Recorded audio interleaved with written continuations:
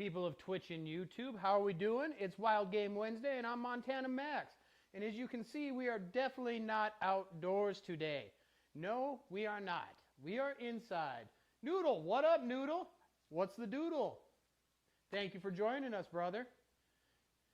So, we have a little issue with outdoor cooking today. And as I've told you before, I love outdoor cooking. But there's a thing that is also a big fan in my book, and that is called safety.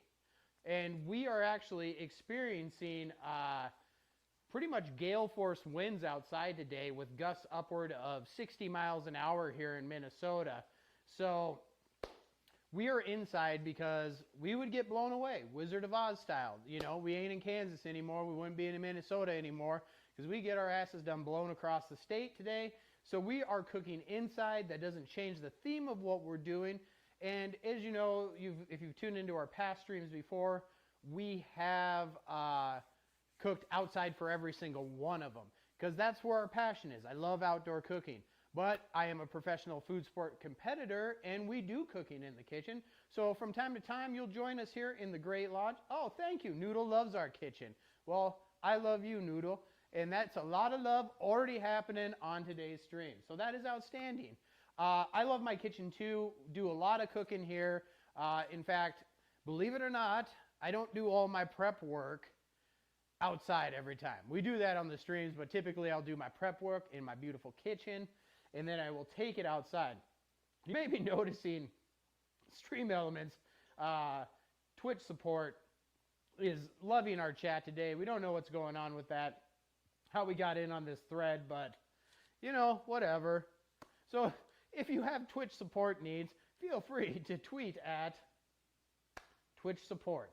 Awesome. So we're going to be doing an awesome dish for you today, and we're going to be doing something that is really easy, really straightforward, and something everyone can do. And since I'm actually in the kitchen, I thought it might be fitting to class up my game a little bit, you see, and do a little of the apron action. Oh yeah, got to put it on, and I got to tie it up. Oh, yeah. Stream Elements is having a mental breakdown. We're gonna get everyone's problems resolved across the Twitterverse today on Wild Game Wednesday. It's just another benefit of tuning in to Montana Max Barbecue TV. You get Twitch support for everybody. Everybody. There's another one. Agrill123, hey Agrill, sorry for the troubles. I recommend contacting the Prime Support team for help with this. Straight up, contact Prime Support, Agrill123. I should open my Twitter and start tweeting at these people live while we're on the air and being like, Agrill, totally take that advice. You girl, you gotta get that Prime Support on this one. It has to do with your Amazon account. It doesn't have to do with Twitch support, all right? Make sure you're getting your shit in line, all right? So anyways, thank you for joining us here on Wild Game Wednesday. As you know, we stream several different formats during the week, including special events, but today is all about the Wild Game, and today we are going to be cooking Wild Boar. That is correct, Wild Boar. It's like piggies, but wilder. So in the barbecue world where I come from, we cook a lot of pork. Oink, oink, right? So this is very similar. Wild boar, often seen as a nuisance animal because they overtake different ecosystems and climates and things like that. In Texas, they're a big problem. But they can also be delicious. So if we repurpose them and turn them into, boar has a gamey taste. A lot of the food that we cook has a gamey taste, that is for sure. And part of what I do on Wild Game Wednesdays is show you how to alleviate that gamey taste. So it's a more edible meat, right? Kansas City Jen, who's here with me, as she always is, off screen, keeping me in line and keeping me up to date with what's going on. Not a big fan of wild game, has a lot of preconceptions about wild game. And my goal when we cook this stuff is always to find a way to make it palatable for her, because she's the first to tell you, and she can't fake if she don't like it. So I'm always looking for ways to present our dishes in a way that she'll enjoy, because I'm cooking for her 99% of the time when I'm not in the competition element. So yeah, it can have a gamey taste, just like we did If you saw our goose episode, also an extremely gamey meat, right? So we found a way, and we did a stir fry with that really removed all the gaminess from her. It was one of her favorite deals.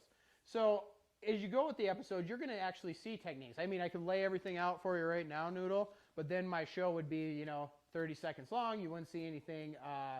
Oh, this is your first Montana Max BBQ? Awesome. Well, thank you for being here. You can catch up on our past episodes. We're on episode 6, believe it or not, a Wild Game Wednesday. And you can catch it up in our Twitch backlog. And if anything falls off of there, as they do in Twitch, all of our episodes live in perpetuity on the YouTubes. But anyways, through this episode, you will see ways that we take the meat and transform it. We don't want people to taste wild game, right? I'm from Montana. I like wild game. But no one wants to eat wild game and go, oh my, that's very gamey. It's not enjoyable then. So we need to find ways to make that meat more approachable and more edible. I mean, there was a time in our history, we're so spoiled with our history and everything, that now we just go to the grocery store and we pick up our meat. But I mean, at one point in our human history, and not that long ago in human history, everything was wild game, right? Everything was wild game because we had to eat what we caught, whether that's pheasant, goose, buffalo, all that kind of stuff. But you're right, it can taste gamey, but it comes down to preparation to make it not gamey. So tonight we're going to be doing a Wild Boar pasta bolognese, which is fancy. If you want me to put it in more Americanized Montana terms, we're going to make ourselves some of that there Wild Boar spaghetti. But if you see bolognese on a menu, it's essentially a meat sauce, right? And typically a red meat sauce. And we're going to be doing pasta, so I'm going to hop over right here to our oven. And on that back burner there, I'm going to get that water boiling, because boiling water is essential for pasta. Now here's your first tip when you're cooking pasta, and a lot of people don't do this, or they don't do enough of it, and it absolutely drives me frickin' batty. Bolognese. Thank you for joining us, Miss Frankie Ann. I'm so glad you got to figure it out. Yes, we are making bolognese. It's quite the Montana delicacy. What drives me absolutely nuts, and this isn't just for what we're doing tonight, but whether you're cooking Kraft macaroni and cheese that comes out of the blue box or any other pasta whatsoever, please, please, please, and if you've ever seen a damn episode of Hell's Kitchen, you hear Gordon say it all the time, season your water with salt. Yes. What? Yes. So we got our water starting to heat up, and just good old-fashioned Morden salt. Olivia's here too, and she is cool, as her screen name would suggest. I mean, that's debatable depending on what area of the country you're in, but we'll let her roll with that. So we're going to season our water. And you're going to use a lot of salt, not just a little bit. So when you're seasoning, I'm catching myself on that second camera. I got to do one of these. So when you're seasoning your water, right, you want it to taste like the ocean. That's how salty you want it. Your pasta isn't going to taste like the ocean, but you want to season your water with enough salt so it's almost briny, okay? It doesn't take a long time for pasta to cook if you're buying store-bought pasta or anything like that, but you want to season that water with enough salt. So we got that size of pot there. I'd say that's probably about that many quarts. That's professional term. But we're going to put in there probably about a half cup of salt, give or take. You'll get your right measurement down. I very rarely measure when I cook. We're getting to the process where we're going to actually start uploading our recipes to our website and things like that. It takes a little time to get those things done, but we're going to be rolling that out really soon. And we will actually have real-life measurements on there that you can follow. But any recipe that you follow or any recipe that you make, you do not have to follow it directly, right? It's just kind of a recommended guide. Everyone's little palates are different in this world. Our taste buds all spark a little differently. So don't be afraid to experiment, have some fun. But number one, season that shit. And as always when we are cooking, make sure to treat yourself along the way. I'm all like from the old school of Julia Childs, and she liked to drink several bottles of wine while cooking, so I follow her lead because She knew what the hell she was doing. And today I'm enjoying Sweetheart Cider from Hinterland Vineyards, which is based in Minnesota. It's probably the best damn apple cider that I've ever had. All right, so we got our water going. It's time to get prepping on stuff because I'm going to show you how to make kind of a true blue Italian pasta sauce from scratch. What? That sounds hard. It's not. It's really not. And it's impressive. It doesn't take that many ingredients, which you'll see. It's going to be about roughly 6-7 different ingredients. And it's not difficult. It's also impressive. Guys, if you're making food for your lady friends and you make your sauce from scratch, guess what? They're going to be like, oh my, he can cook. Doesn't take that much to do. It's not that hard to do. So let's jump into it with a little prep here. And this is going to be an Italian style pasta dish. So you get some knives out of the way. And we're going to start with carrots. What's up, Doc? Right? Bugs Bunny style. From the garden. I pre-peeled these because no one wants to sit and watch me peel carrots. And then I'm going to get out my Nakiri knife. This is my vegetable chopping machine. And we're going to take the ends off these things. You don't want the root end. You definitely don't want these in your pasta. If you're in survival mode, they are edible, but not for what we're doing today. So we're just going to go ahead and get rid of all those. Chop them off. Chop them off. So since we're making a pasta sauce, as it were, all this stuff we're going to dice up. Okay? The nice thing about carrots, if you line them all up, you can do several of them at the same time. Nice large blade like this. It's very sharp.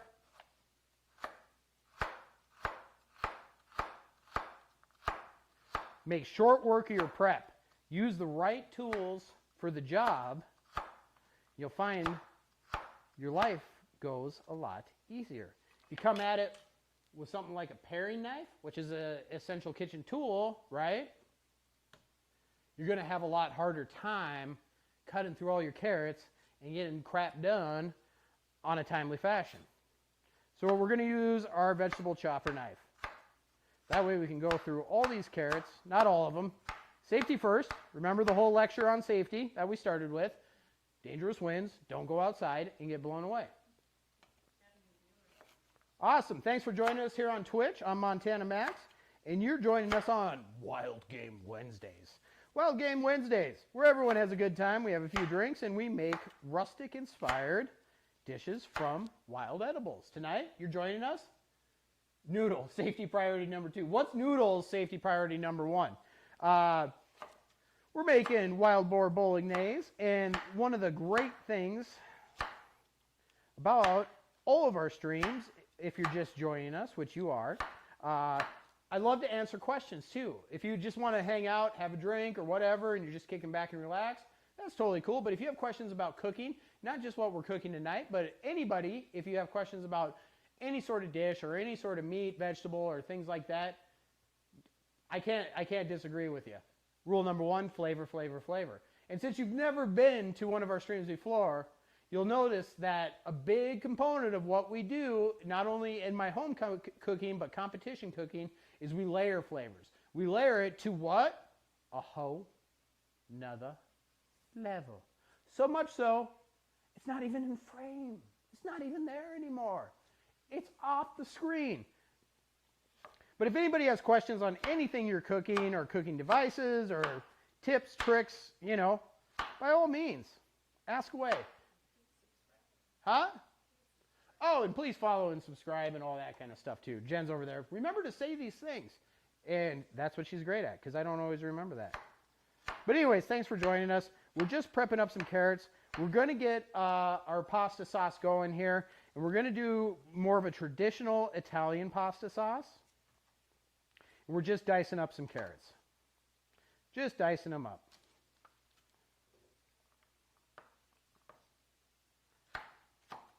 I'm going to take my blade, and you might see a little ricochet of some carrots because I'm going to try to move it along because we have other things to prep. But we just want real small little squares of carrot here because we're working on a sauce. And a chunky sauce isn't bad, but you don't want people getting a giant chunk and then they choke on it. You're going to have a bad time. People are not going to give you the 5-star Yelp review for your dinner party. So I'm just going to go through and get these chopped up real quick and try not to grind any carrots into my rug that's underneath me if they fall on the floor. I've got freaking carrots everywhere. I know, and you're probably thinking to yourself, carrots in a pasta dish? Yes, absolutely. Traditional Italian, carrot is a big thing, is a root vegetable. It's actually in a lot of store-bought pasta dishes. You just don't know it. Carrot is not going to be the main component of flavor, but it does add some acid. It does add some color and vibrance to pasta dishes. So we're going to go ahead. Almost done here. And you know, if you make a chunky pasta sauce, which ours is going to be a little bit chunky tonight, because I want that texture, I want that flavor all working together with our wild game and our meat. That's all right. That's all right. So we're going to be doing this in a quicker fashion too than you would in a traditional Italian sauce. You're going to, True Blue Italians, if any of them end up in our stream, they'll be like, that's not an Italian sauce. What are you doing? What are you doing? Worst Italian accent ever, but, you know, that's what you get for a Norwegian. You can make the same recipe, and I'll talk about it as we go on. We're going to be doing the quicker version of it tonight because guess what? The original version of this pasta sauce recipe is about a 6-hour cook. And as much as I'd love to spend my entire night, 6 hours with you, which I will at some point, but not tonight, because number one, I got to work tomorrow. And number two, I'm sure everybody's got some things to do. It's hump day. It's Wednesday. But the original version of this recipe is a 6-hour cook. So these vegetables actually would be simmering in a pot for that amount of time. So but if you're cooking something that long, there's not going to be any texture left to them. They are going to dissolve into the sauce. Like I said, things are going to move a little bit quicker here tonight as we do this recipe. So it's going to be a little chunkier, and that's all right. It all comes down to personal preference. Some people like sauce that's got a little chunk in it. Some people like sauce that's very, very smooth, right? I'm a texture eater. I get it. But you want to get these down nice and fine. Because like I said, you don't want a choking hazard. You don't want that. That's not good. That's not fun. That's not what it's about. All right. That's pretty good. Pretty good. Pretty good. All right. Carrots are done. Get that big chunk out of there. Like I said, this recipe, we'll post all this onto our website. But just if you're taking notes at home, you're going to be using about half cup of carrots, half cup to 3/4 cup. And you did well. If you're cooking along with me and you're just like, I have carrots, and you magically have all these ingredients and you're cooking along, treat yourself. Let yourself know you did a good job. All right. Next up on the chopping block, pun intended, celery. We're going to chop up some celery. Same thing with these guys. Take off these big ends, the white ends. We don't need those. So we're just going to get rid of those real quick.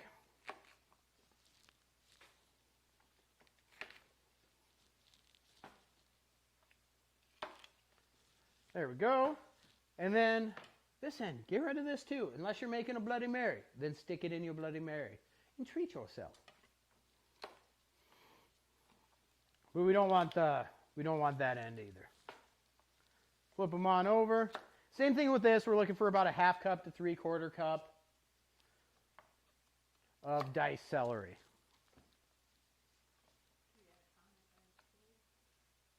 I cooked for my girlfriend for the first time last weekend, and I did ribs, homemade twice-baked potatoes, and something else I can't remember. After the ribs and twice-baked potato, I wouldn't remember either. Be like, what was that third thing we ate, man? What? How'd they turn out? And how did you cook them? I cook a lot of ribs because we do competition barbecue, and ribs is one of the main categories for that. So I'd love to know, Noodle, how you went about cooking your ribs. Share with us. If you'd share with the rest of the class, that'd be fantastic. Also, I'm a big fan of twice-baked potatoes. But I'm really curious about how you go about ribs. Because we're actually going to do a rib episode one of these days, where we take ribs from the very beginning on how we do them competition style and at home style, all the way to the end. When I'm out in public, not like I'm walking out in public like I'm some sort of Twitch celebrity or something like that, but when people ask me that know me about, that we're in barbecue and stuff, the number one questions I get are on pork, and it's ribs and it's pork shoulder. I do get brisket questions too, of course. People are really intimidated by brisket and don't cook it as much, but tons of questions on ribs. So yeah, just curious about your technique.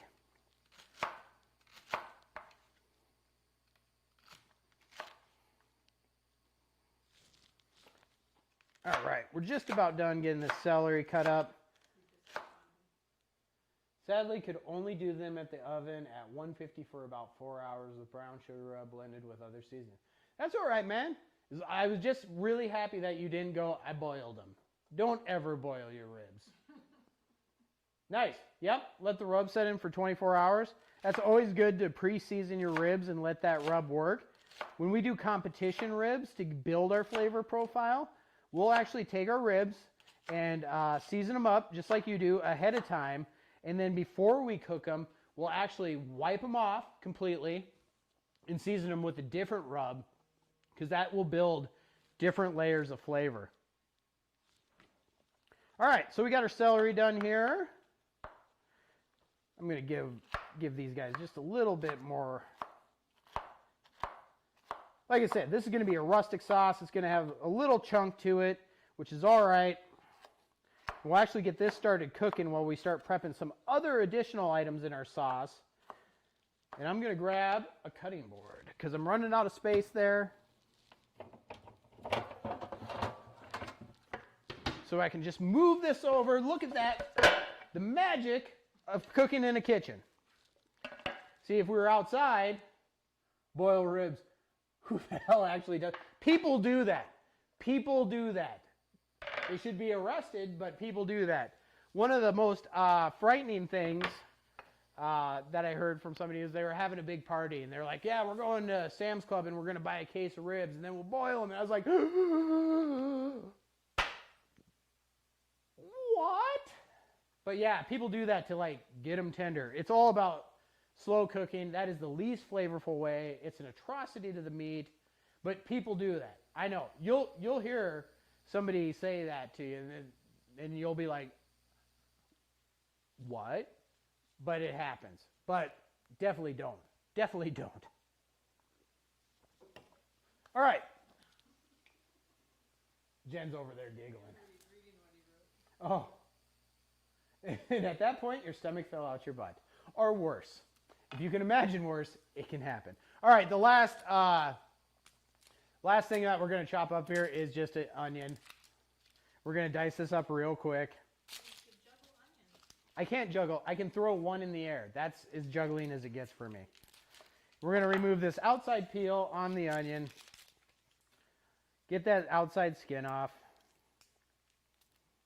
And since Noodle, I know some of our people that have watched our show more have heard me say this several times, but here's your onion tip, Noodle. If you don't like chopping onions, and I mean, not many of us do because of the tear factor, right? And if you don't want tears on your onion when you chop it, throw it in the fridge for 10 to 15 minutes before you chop it. When you cool it down, you will find out that there's no tears. Whatever that aromatic in there that gets up into the air and on your hands and everything, it makes you want to tear up and cry. It squashes that. It suppresses that down, and then you will find, just like Ozzy Osbourne with the best guitar solo ever by Zakk Wylde, no more tears, tears, tears, tears. Wow! That's where I wish I could just have like a guitar fly in, you know? That kind of looks nutty on camera. Now I'm watching myself. I shouldn't probably do that unless I actually have a guitar. Jen's like, no, don't do that. Anyways, throw your onions in the fridge. Don't pelvic thrust at anyone's general direction either. That'll also get you in trouble. See, at least it wasn't at camera. Yeah, so. All right. Less yapping about Ozzy Osbourne and more dicey. So we got that skin off. We're just going to stack these onions up and come through one way.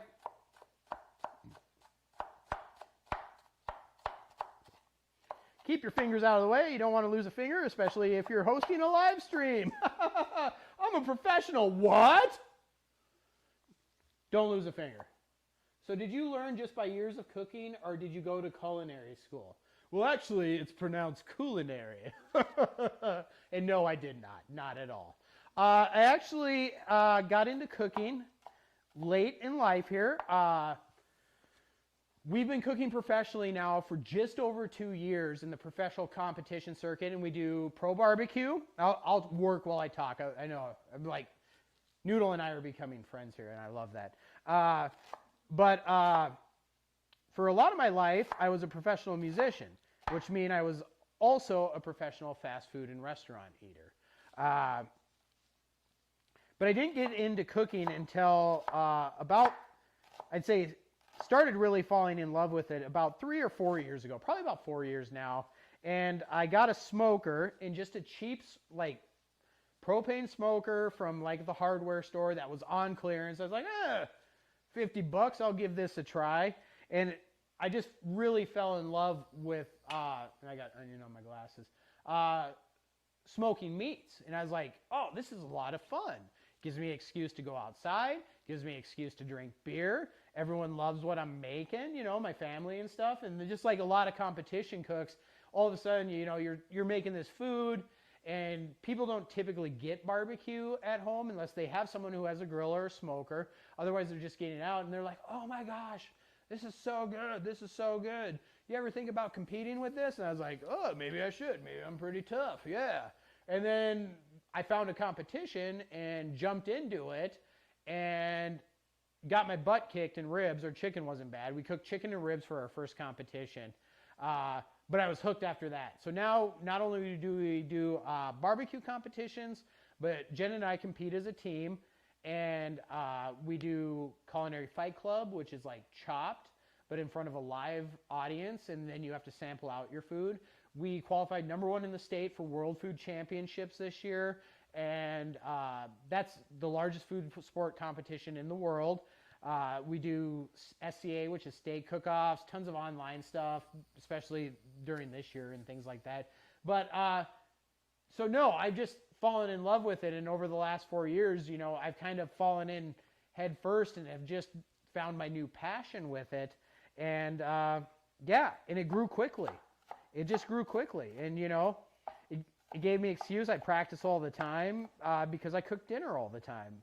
You know, for the family, or you know, whatever. But yeah, that's how. I hate smoking meat. I can never roll it upright. You gotta get it tight, man. You gotta get it tight. But that's kind of how that all came together. And you know, I found out a lot of people will go into a competition in cooking and stuff and get absolutely their butts kicked or something, and maybe try it again, and it can happen again. But I found I kind of had a knack for it. I kind of had a knack for flavor.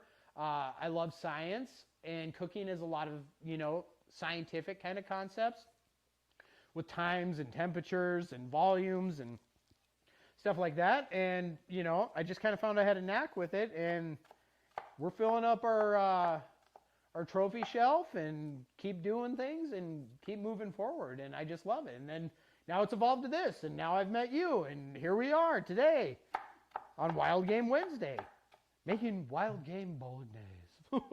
Yes. All right. So my onion's just about done chopped here, and we're going to get these all going in a pan. There we go. There we go. The first thing we're going to do is we're going to heat our pan up. Most competition I ever done was a baking contest in the 11th grade. That's all right, though. And not everyone's going to be a competition chef or want to do competition, you know, but the one thing I say to anybody that watches our streams or has learned anything from what we do is just be in competition with yourself to be the best you can be. And especially if you're cooking for your girlfriend, man, that's who your real judge is. You're always in competition cook now. Especially if, you know, you're cooking the ribs and all that and you did well. Now you set the bar for yourself. You can't go below that now. Now you got to keep up in the game, right? So you need to use fancy words. Don't ever make her spaghetti now. Because you joined us tonight, now you made her a Bolognese sauce. Telling you. That's how you're in it to win it. All right. Let's get a pan fired up here. Front burner, here we go. We're going to get that up, and we're going to add one of the things that I always say makes life better, and that is what? Butter! We're going to add about 2 tablespoons of butter. Look at that. I gave you a somewhat accurate measure. Bam, on the knife, into the pan. Let's melt it down. We'll get that going. First thing we're going to add is we're going to add our onion in and get that rocking and rolling, and it's going to be joined by its friends, carrot and celery. I know, but wanted to put on a good show for the first dinner I actually cooked. Yeah, that's absolutely right. But now the show must go on, right? You can't stop there. Now you got to follow it up. Yeah, she's going to be hungry. See, I cook for my girl, and she's hungry all the time now. All the time. And we're cooking these, and she starts smelling stuff, and she's like, I'm hungry. Yes, in that. She's like, not in that voice, though. I'm like, it's pretty much in that voice. The other thing that we're going to add in here, too, garlic. Just went ahead and pre-peeled garlic cloves. Here's another thing for you, Noodle. When you're cooking for the girly, don't cheap out. Buy the fresh stuff. It's actually not that more expensive. In fact, a lot of times when you buy fresh produce, it's actually cheaper than the packaged stuff. Buy real peaches, don't buy canned peaches. Buy real parsley, which you'll see later in the show. Don't go and get the dried parsley.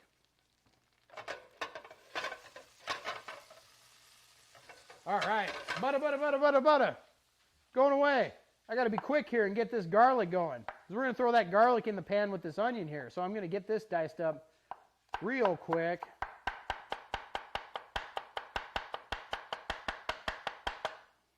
Ah, yes. If Jan can cook, so can you. No shortcuts is right, man. And that's the thing. It doesn't take shortcuts. It's not a hard thing to do. And the more you cook, brother, the faster you're going to get at doing stuff. Normally, I'd be like all done with this prep stuff long time ago. But, you know, we're talking. We're hanging out. It's Wild Game Wednesday. I'm not here to be like, "Titty out! Make it now!" No. Jen got scared. She's hungry because you feed her at 8 p.m. She knows when lunch is, and that's whenever she wants it.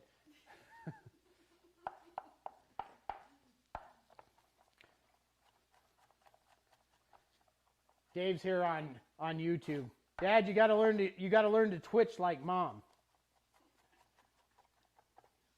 All right, we got 3 garlic cloves here that we're just going to dice up real quick and easy. Butter's in the pan. Butter's melted. Let's get some stuff in the pan. Here, I'll show you 2 easy ways, right? You can take your whole cutting board over there and scrape it in there. Right tool for the right job, using my Nakiri knife, right? Bam, right onto the knife. There's your plate for you. Let's get the garlic going. Nice little sizzle. Use a little more heat there. Bam, just like that. Super easy. Let's get some onion in the pan now.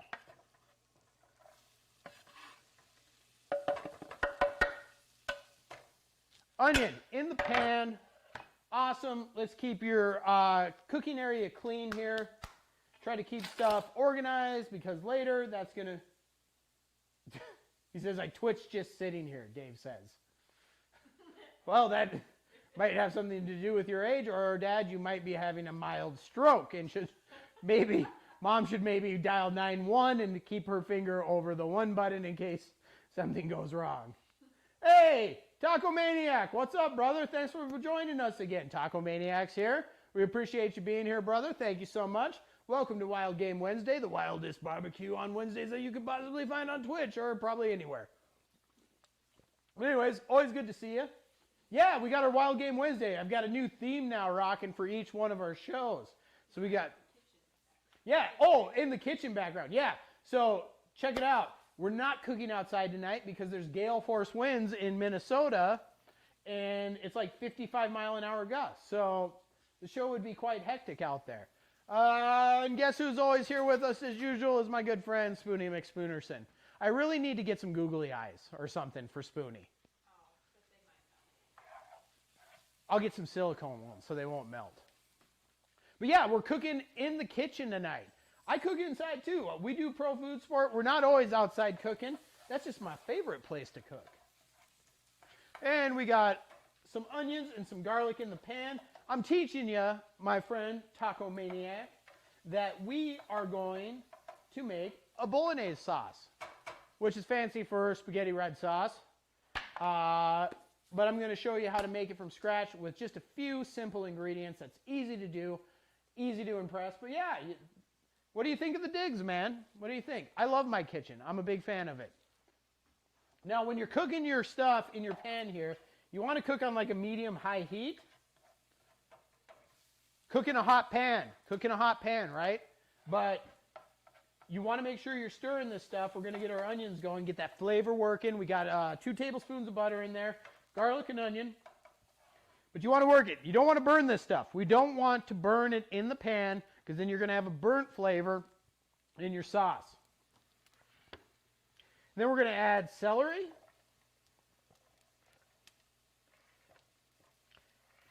And I kind of over-prepped on celery and carrot a little bit, but that's all right. Doesn't mean I have to put it all in there. I want to because that's my nature to be like, get in the pan. And then we're going to add... I'll just put this over here somewhere. I'm good. I got it, babe. I got it, babe. There we go. And so we're going to get that celery, and we're going to get that onion and that garlic all working together. Now, as always, what I say, season everything, right? So we're going to add a little salt and pepper to the mix here. A little pepper. And we're going to shake some salt in there. Always seasoning as we go, right? This salt shaker, I love this salt shaker. And I'm going to shake it like a salt shaker. Literally, I'm doing that. Takes a few extra shakes with that. And we're going to give her a nice stir here. Get all these flavors working together. And we want to let these guys cook down a little bit. Because we want these guys to soften up. And we want all these flavors to meld together, right? So we're looking for a lot of different things when we're cooking to get our flavor to a whole nother level. Off the screen, right? And off the hook, off the hizzy. Jen says, smells great, and we just got started. So that means we're off to a good start.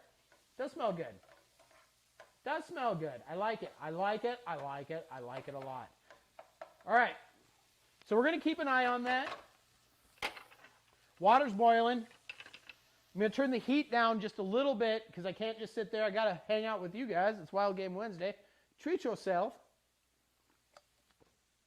And we're going to get a few other things prepped up and ready to go here, okay? So, mushrooms. Got to have some mushrooms in your pasta sauce. Use whatever you like. If you like Baby Bellas or whatever, tonight I'm using a little shiitake mushrooms because I felt like it's close to saying shit and I could say it a lot and feel good about myself. So, shiitake to all of you. Just kidding. But anyways, mushrooms have different flavor. They're all good. Use whatever you like. And we're going to cut these guys up. These guys don't go in with the first 3, right? The trinity here are onions, carrots, all that, because they are already soft. They don't need as much time to cook. So those guys are going to go in a little bit later. We don't throw them in right away because we want our veggies there that are harder to soften up before we add these guys. So while you get those going, just make sure you give them a little stir every once in a while. We're going to go ahead and just cut up our mushroom. Don't have to dice these because people like the view of mushroom. They're like, oh, that's so Italian. That's so Italian. So just some nice mushroom. Some nice cuts like that. If you have people that don't like mushroom, like Olivia is cool, if she's still watching, she probably just checked in for one comment and then disappeared. She's like, I totally watched.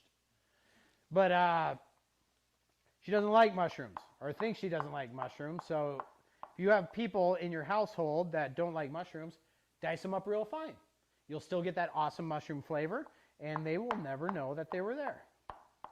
But it's Wild Game Wednesday, so I want a little bit more rustic approach. So I'm going to do some larger cuts here. Still want them nice and, relatively thin. A little less than 1/4 of an inch in thickness, but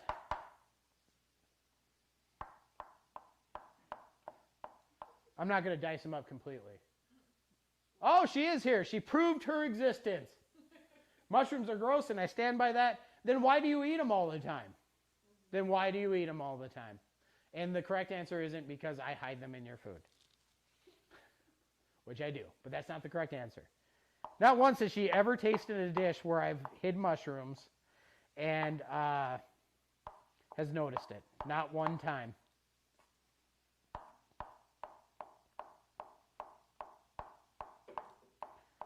It's actually the same amount of times, none times, that she's ever beat me in baseball on the Xbox. 0. And I stand by that. All right, so we got our mushrooms chopped up. They're all prepped. They're good to go. We're going to use some parsley in here. We're going to use it as a garnish, but we're also going to put it in to our sauce as well. So we're going to chop this up, stems and all. It doesn't matter. It's going to go into a sauce. No one will even know a stem's in there. The stems are edible in parsley. We're using flat Italian leaf parsley because we are doing an Italian-style dish. There's 2 types of parsley typically in your grocery store.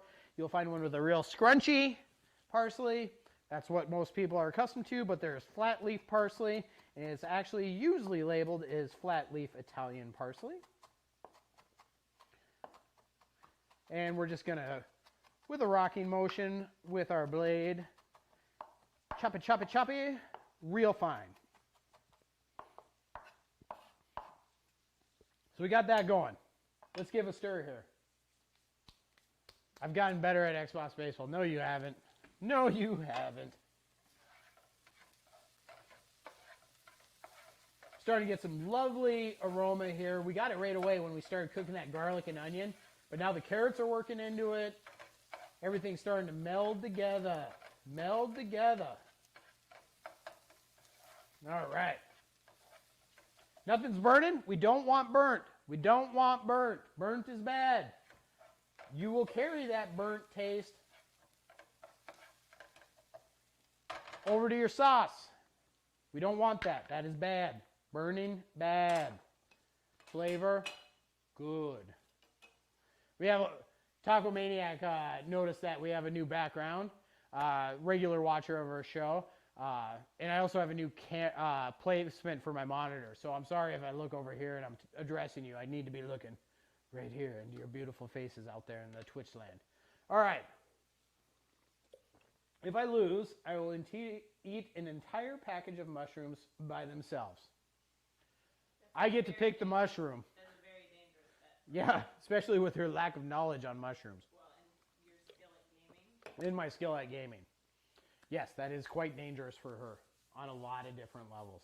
All right, so everything's working. We got our mushrooms. We're going to add a couple other things to our sauce. It's going to need some liquid here, so we're going to be using some broth.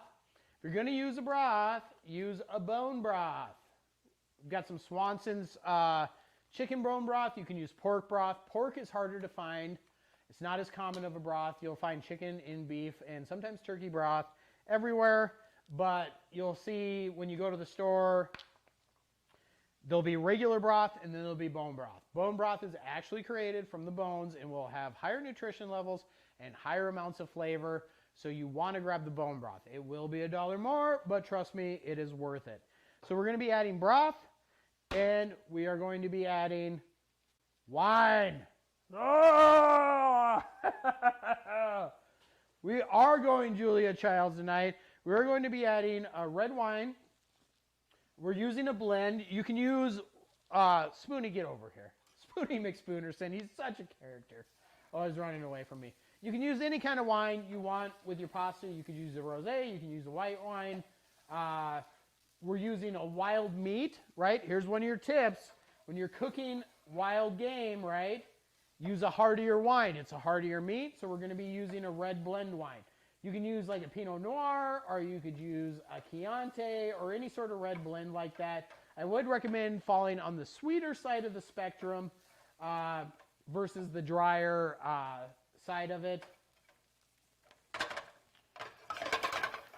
because it's just going to meld better with vegetables and your meats and all those kind of things.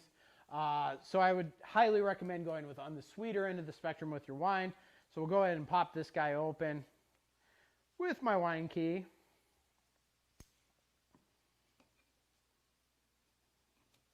And let's get this wrapper off. All right. You don't have to spend a lot on wine, all right, when you're cooking with it. If you're drinking with it, noodle, do you deglaze with the wine too? You can absolutely do that. Yep, absolutely. And another thing you can do with wine noodle is you can just drink it straight. Awesome. Recipe. I'll show you that recipe here in just a second and how to do that. Not the deglazing part, but the drinking it straight.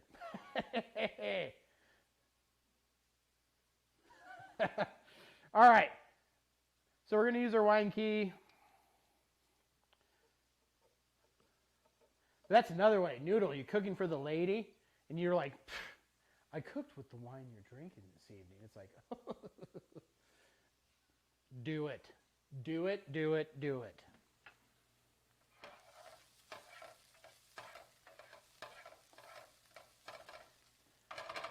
All right. If you haven't used a wine key, super simple. Screw it in. This thing here is not for opening your beer bottles. You can use it for that, but that is not the design of the contraption. Oh, Stella Rosa that night. Oh, make sure you put a little in that dish, and then you'll be like, yeah. She'll love it. Stella Rosa, I like that. You can dig that. You put your little lever down. Pulls your cork right out. I cannot tell you how many times in my life I've seen people screw this in and try to use both cheeks without using the goddamn lever that's part of the tool and try to yank that fucker out of there. Not good. Not good at all. You're going to break your cork. If your cork falls in, that's bad news. Use the lever. There's the fun ones that look like the little man that's clapping. Those are really easy.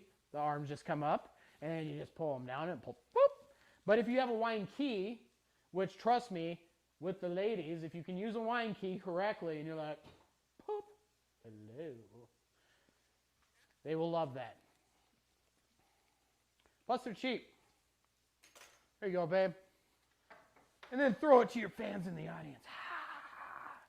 All right, so the wine I'm using tonight, which I picked up on the way home from work, is Casolero del Diablo, cooking with the devil. How deliciously awesome. All right, so we're going to be using a little red wine with that.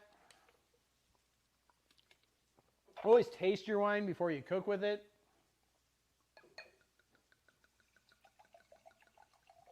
Because you want to know what kind of flavor is actually going in there. Excuse me while I stir my veggies here. Remember, no burning. They're starting to reduce. Moisture's coming out of there. That helps them not burn. But the liquid's going to help them not burn a lot more. Sounds like deal. Was that the cat freaking out? when skittering off. Inside, we have more animal interaction, too. All right, so let's give a little taste here to our Castillo del Diablo.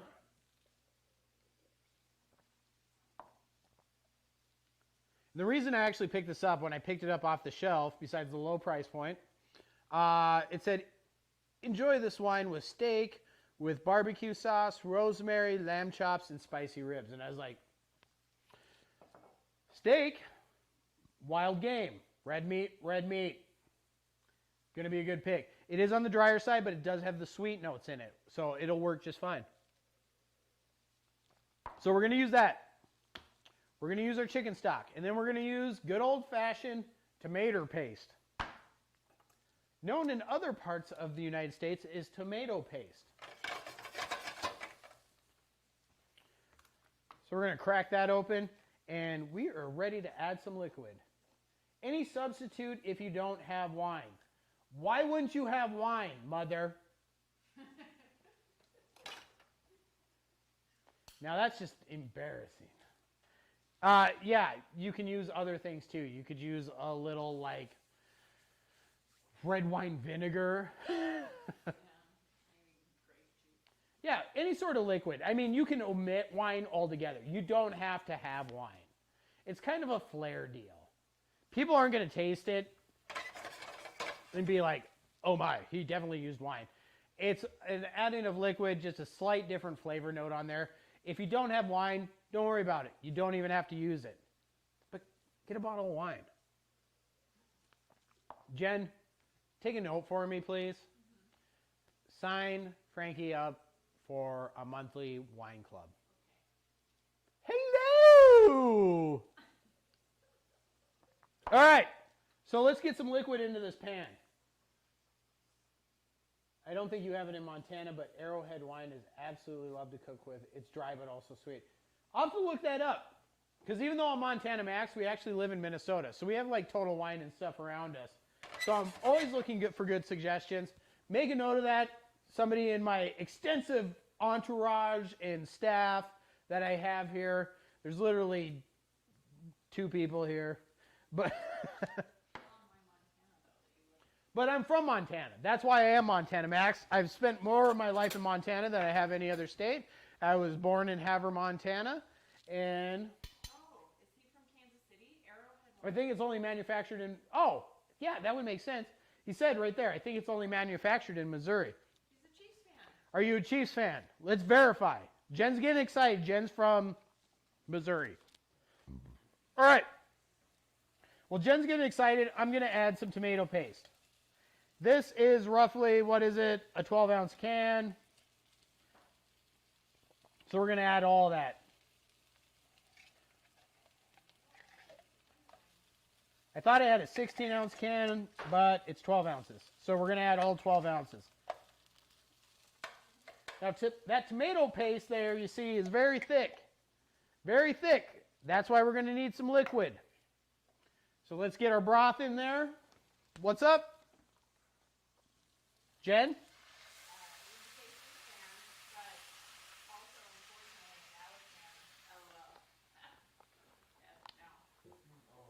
Oh, man, how do you feel about poor, I am a staff member. Oh, Olivia thinks she's a staff member. So, how do you feel about Dak getting his ankle snapped this week? That was pretty rough for the Dallas people. And then anyways, liquid measurement, right? About a half cup of broth and about whatever you feel on wine. If you're feeling more Julia Childs, thank you for joining us on Wild Game Wednesday. Add a whole bunch of wine. But around a half cup will do you good. Save the rest for drinking. Yeah, Jen saw that too. Remember that? Yeah. Yes, the compound fracture. He asked the compound fracture? Question mark. Like, no, I was talking about the hangnail he got in the timeout. Yes, the compound fracture. That was grotesque. He's young though. They already have a good prognosis on him. Hopefully, we'll see him back. I mean, no one wants to see anybody get hurt, even if they are, a Dallas Cowboy. But man, that was nasty. That was nasty. Well, man, that fucking hurt. Yeah. All right, so once we got our liquid in, now we can start getting our tomato paste. It's taking a long time for that water to boil. So let's put a lid on it. If your water's taking forever to boil, like ours is tonight, put a lid on it. It'll keep the heat in and it will boil faster. Now that we have the liquid in the pan with our veggies and garlic, now we can work that tomato paste around. Get it all dissolved.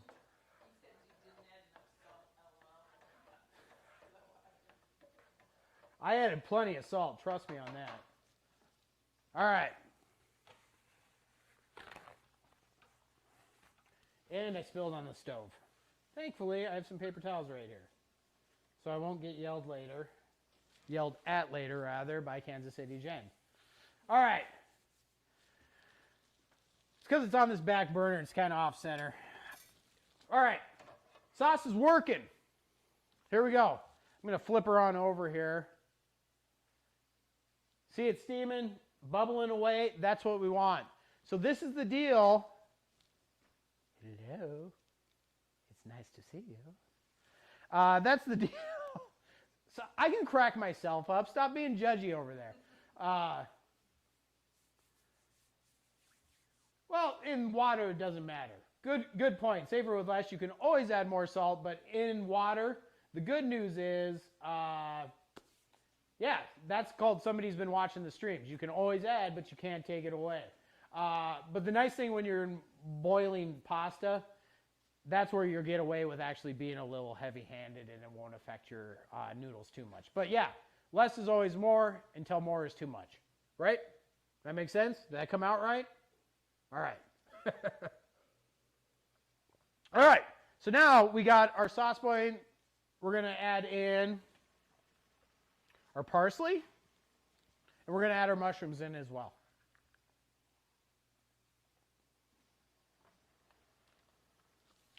And we're going to let that just work in the sauce. So this is the part of the recipe where if you're doing the traditional Italian style, old world, stand over your sauce and cook it all afternoon, where you basically put a lid on it and let it ride for 4 to 6 hours, okay?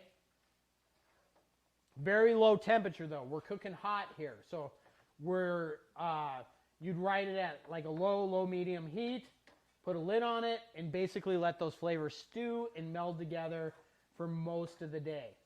We actually are going to add a little more liquid because we are cooking hot, and that tomato paste needs a little more help, so we're going to add just a little more wine. We're going to add a little more chicken broth because we want that to go. It'll reduce. It says, my dad taught me that years ago. You can add, but you can never take away. Your dad was a smart man. Good lesson learned. And that's what I'm doing here. I'm adding a little chicken broth. I'm adding a little wine. And then we are also going to add Italian Booster by Croy Valley. That's what we're going to season with now. We originally just did salt and pepper. But now we're going to add Italian Booster. This is awesome. I add this to all of my pastas. If you want to make an Italian sausage, buy ground sausage, add Italian Booster. Bam, Italian sausage. That easy. You can be heavy-handed with this. I work for Croy Valley, so that's why I say we. Not just friends, but family over at the Valley. But salt is never a lead ingredient, so you don't have to worry about over-salting with this. We worry about other flavors first. So let's get that in there. Get that working. And now, here's the other thing. If you're doing this old world Italian style, right? You would actually add your meat to the sauce here, and you would add it raw. Because you're cooking 4 to 6 hours. Why do I do this with my hand? You're cooking 4 to 6 hours with your sauce, right? It'll cook that meat all the way through.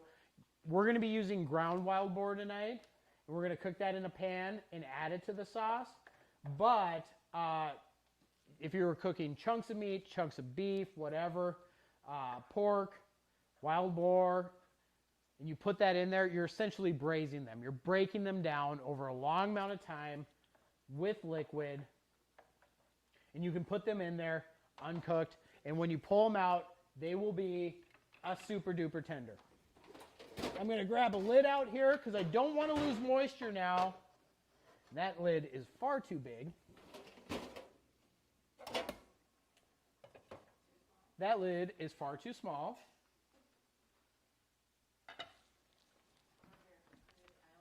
I got one. Oh, nope, that is not a lid. All right. Yep.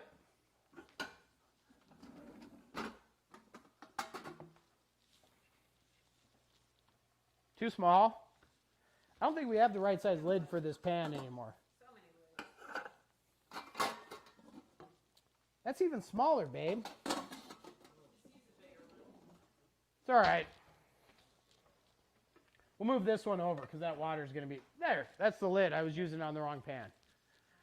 Yeah, I messed that up. If you use the right size lid, are you even cooking right? Not if you're drinking wine and cider and having a stream, you're absolutely not. Lids are lids as long as they cover. And we got one that does. But we want to keep... The point of the lid, obviously, is to keep... And you can see this on the camera right there. Well, he'll flip it over. But you can see it's already... got that condensation sticking to the lid. So it's going to keep that moisture in. We got other things to do, right? So we don't want to lose all that. All right. About time we get our meat going. Ground wild boar. And if you've seen our show in the past, you know that we procure a lot of our wild game from Montana through my family and friends of my family that hunt wild game. But the question we get is like, well, I want to recreate a recipe that you do. I want to be able to do that, and I don't know any hunters. I don't hunt myself. Where can I get wild game? You can get wild game online and at some grocery stores, depending on where you live. This is called Durham Ranch. I'll show you the box. I'll walk it up here. Get a good shot on it. Get it under the light. Comes in a packaging that looks like this, and they package elk, they package bison, and they package wild boar. And I'm sure you can order it online as well. So you can get wild game that's professionally processed. All right, and there it is. See? All packaged up, just like you would hamburger or anything else in the store. I'll keep the box so I can post to the Instagrams later. And you can follow us and see that post right there on our Instagram. All of our sites at MontanaMaxBBQ.com. So let's go ahead and get this guy open. And we're going to get him in a pan. Always remember, hot pan, right? So let's get our pan heated up here, turned on. There we go. And then we are going to season it as well. I'm going to grab a seasoning out of here. Let's see. That'll work just fine. We use a little Carolina rub. Great with pork. Do you ever clean and cook? Like process, like let's say a deer, then cook it? Me personally, I don't have to because I have people tracking that down that do it for me. I also recommend, unless you really know what you're doing, to have it professionally done. There's so many ways that you can trip up and do things wrong. Unless you know what you're doing, there's tons of butchers and things out there. Get it done the right way. You also then won't have bits of whatever making it in there if you do it yourself and you don't know what you're doing. If you have somebody that can teach you and you can learn, by all means take that route. Fortunately for me, I don't have to go that route. I've got people that know it, so I've not done that personally. I'm not a big fan of that. I love cooking it, but I'm not a big fan of like having to gut it and haul it out and sit in the snow, etc. So anyways, I like eating it. I like cooking it. Not as huge a fan of the process. I've seen it done. I've been around it. I mean, I'm not foreign to it. That's the circle of life. I'm not like, ew, gross, dead thing. I mean, that's, if we're just being honest with ourselves, that's what we're doing, whether you eat hamburger or lamb or goat or whatever. I've broken down some other animals and done things like that, but I'm not like an avid like deer hunter or anything like that, in full disclosure. So anyways, Wild Boar, here we go, in the package. If you've noticed that through the first 5 episodes of Wild Game Wednesday, and Noodle, since you're just joining us tonight, I'll catch you up. Most wild game is extremely lean, right? And they're extremely lean because they're wild freaking animals. And they are running, and they are flying, and they are doing that constantly, and they are foraging for food. So they don't build up fat like your cows do and pigs do that are being bred and harvested for consumer growth. When you get a steak and you're like, oh my, that marbling, you know. You're not going to get that on wild game because they're not bred for that. They're bred for survival. They're out there living. So wild boar, on the other hand, though, they're an invasive species, really largely in part. And they eat quite well. They are a friend of the pig. So you're going to see a lot more fat in wild boar than you will in any other wild game. So I'm going to take this over to the stove here. Pan's hot. We are going to add, let's just add more butter because it's a butter kind of day. Butter adds flavor. Here's another tip for you, Noodle. Wild game not tasting wild, use butter. Butter is also the addition of fat. You could do olive oil in there if you want to be healthy, but, you know, just add some butter. That'll help with the flavor. That'll help with the gaminess.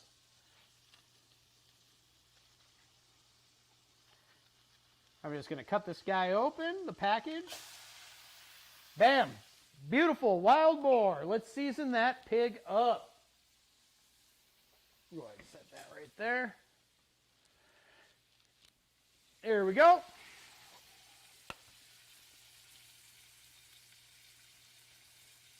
Nice season. And then I just saw it. There we go. Jen's favorite tool.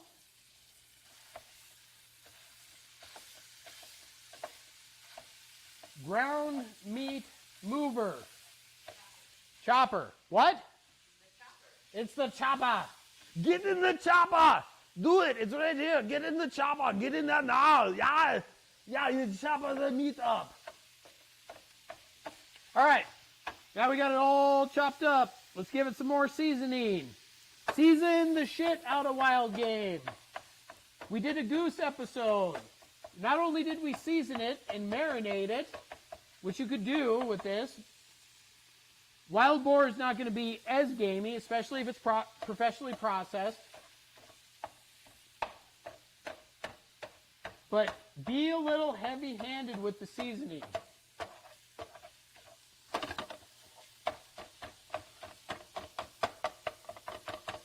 All right.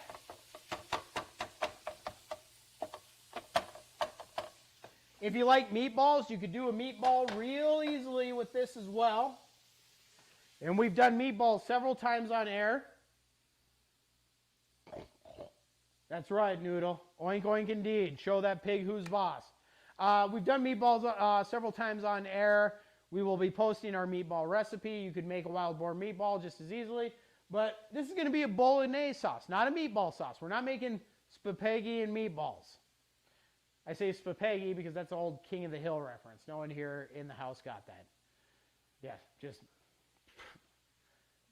Peggy Hill and King of the Hill is always like, I made these recipes. It's called spaghetti and meatballs because her name's Peggy, Hank's wife. But they're all just like basic recipes, you know. But she's like, I made this. You don't have to give me your fake laughter. I'll just have more wine. That way I think you're laughing. All right. Seasoned up. We're going to add this directly into our sauce. That's how we make a Bolognese. The meat is in with the sauce. Yes? That's where you set it back and I heard it. All right, here we go. I'm going to need a spoon. That's not Spoony McSpoonerson. There's his brother. Get this cooking up. Everything's simmering away in here. See that moisture? It's staying in there. That's good. We got liquid going. I'll lift the lid off just for a minute here. See that? See her bubbling away? See that steam coming off? That's exactly what we want. All those flavors getting to know each other, melding together, saying, how do you do? My name is Mr. Carrot. And you're like, oh, Mr. Carrot, nice to meet you. I'm Mr. Celery. Oh, there's our friend over there, Mrs. Mushroom. right?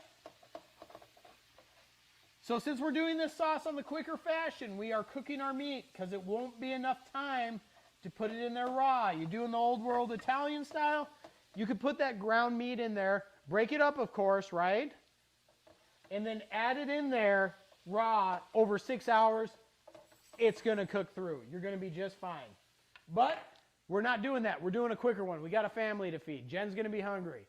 It's now after 8 o'clock, Dave. Thank you very much. This is one time I wish I could smell through my screen. I wish you had smell-o-vision too, because when we do these, that's what Jen says all the time when she's over there. She's like, it smells so good. It smells so good. Oh, there it is.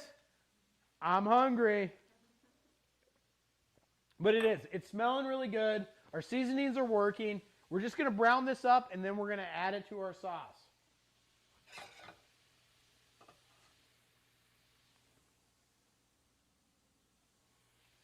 And we're going to get our pasta going here in just a moment. We also have some bread. We're going to do a quick salad. Awesome, awesome. Clear a few things out of the way here that we don't need. Enjoy your wine. Yes, Julia Childs, enjoy your wine. And it's all going to come together at the same time. That's the other thing. You got to time your stuff. When you're watching this, there's a reason we put in our carrots first. We put in our celery first. The nice thing is once you get your sauce all combined, you can literally let that ride as long as you want. Those flavors just get to know each other better. They become even better friends.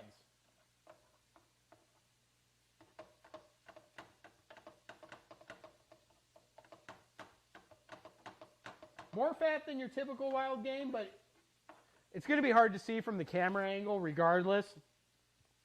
There's not much excess fat in the pan. If you're cooking ground beef, that's always like, and drain the fat, right? You're not even going to have to do that when you're cooking wild game. It's lean enough. Absolutely awesome. So just a minute more on that. Let that brown up just a little bit more. Just for a moment.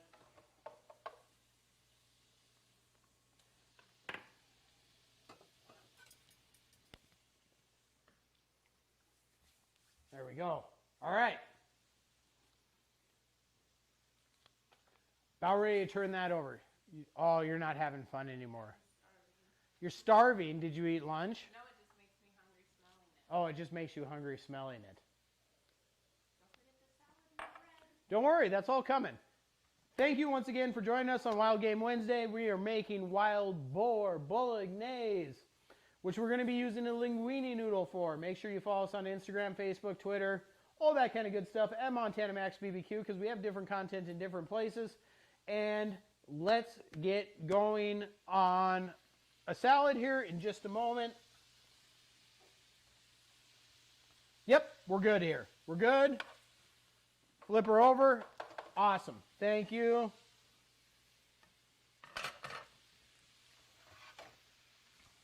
All done, ready to go, browned up, broken up into nice pieces.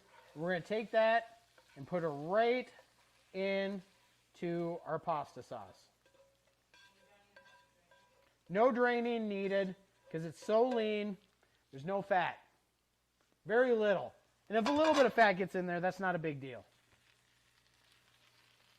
Then we're going to make sure this all gets mixed in with all this liquid.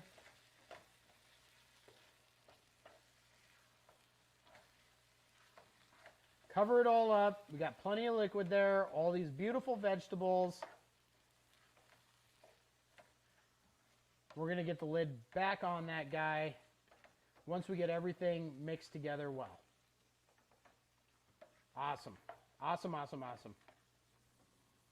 Yeah, that's money. That is freaking money in the bank. And that's how a good bolognese sauce should look. It should have some texture to it.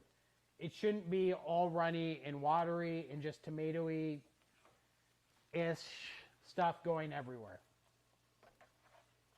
You want it to be liquidy to the fact that you could, spoon it and pour it over your pasta. But you do not want it to be straight liquid. It should have body if it's a good bolognese. All right. Yeah, I know the back burner's still on. There. Does that make you more comfortable?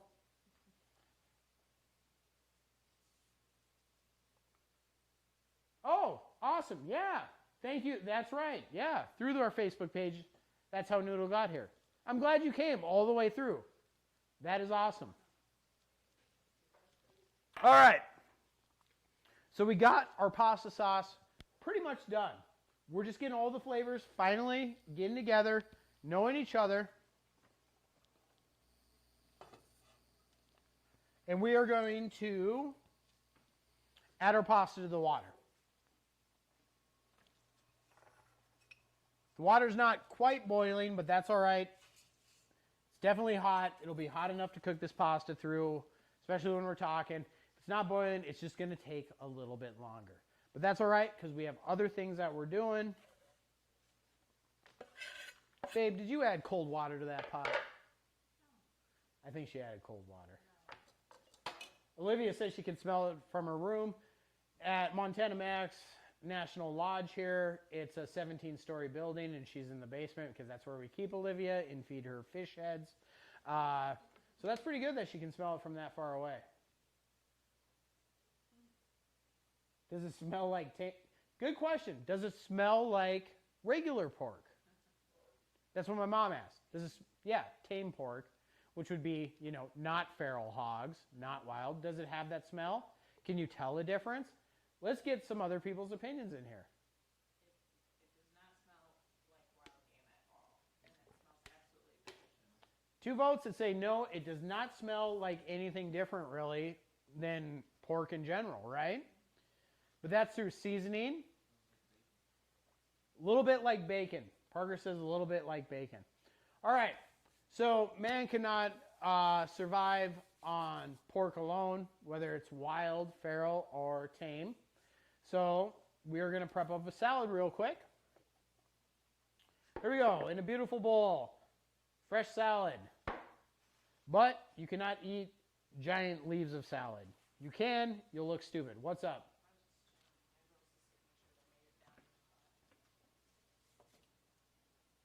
Yeah, they're working it. There we go. Get them fully submerged there. Got to be careful. I'm not watching my stuff. Jen gets involved. Jen gets involved, we get into trouble. All right. So we're just going to take, with our bare hands, this lettuce and rip it up.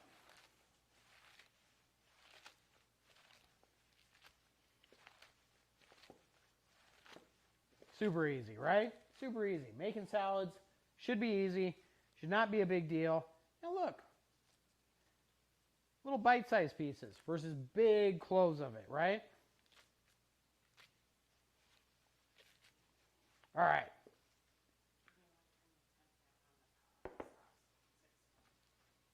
Say what? It's simmering. It's fine. All right. Salads, easy. That should be a nice time for you to enjoy your wine, not have Jen talk to you about the temperature of your pasta dish, which is already only on medium and simmering away. Let's throw a few things in there. Let's start with this. We're going to throw in some baby cucumbers, okay? They're so adorable. Look at, that's a cucumber. That big. Baby cukes. So tiny. We're just going to cut these guys into little circles. I'm going to use my Santuco knife.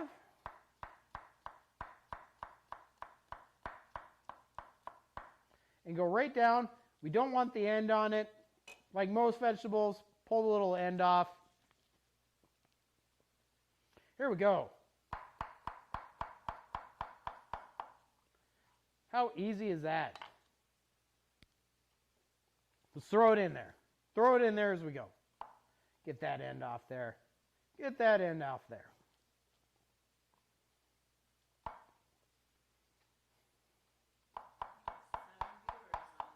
We got 7 viewers on Twitch?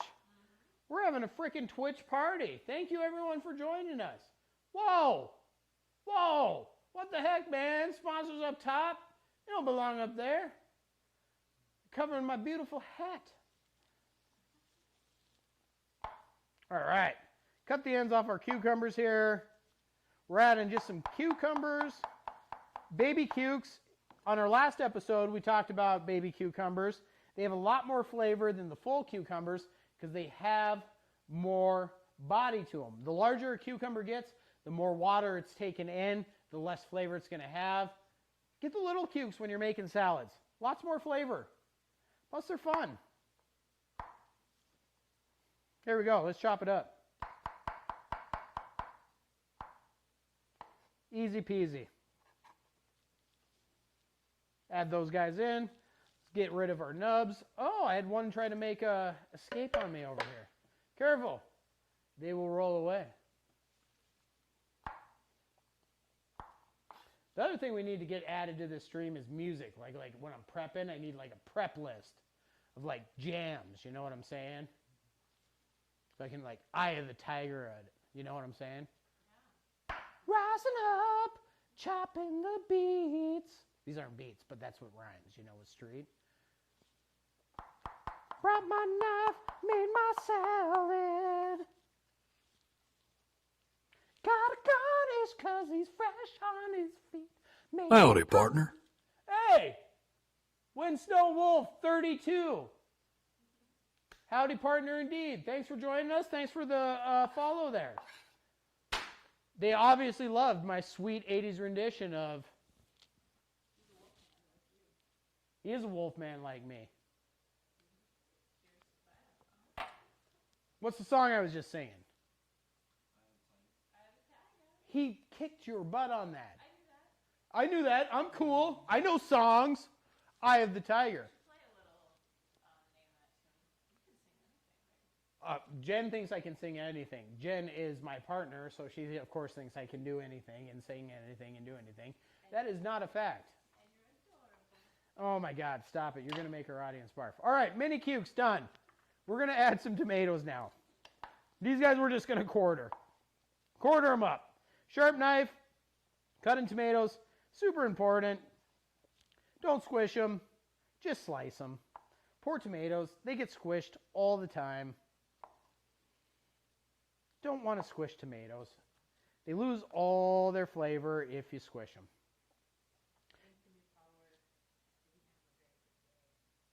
Why is today a sad day for you? Because hopefully we can make it better. Because we're here for you. And that's the thing about cooking is we're a community. We're about supporting each other. So if there's some way that we can help you out, let us know. Because that's what it's about.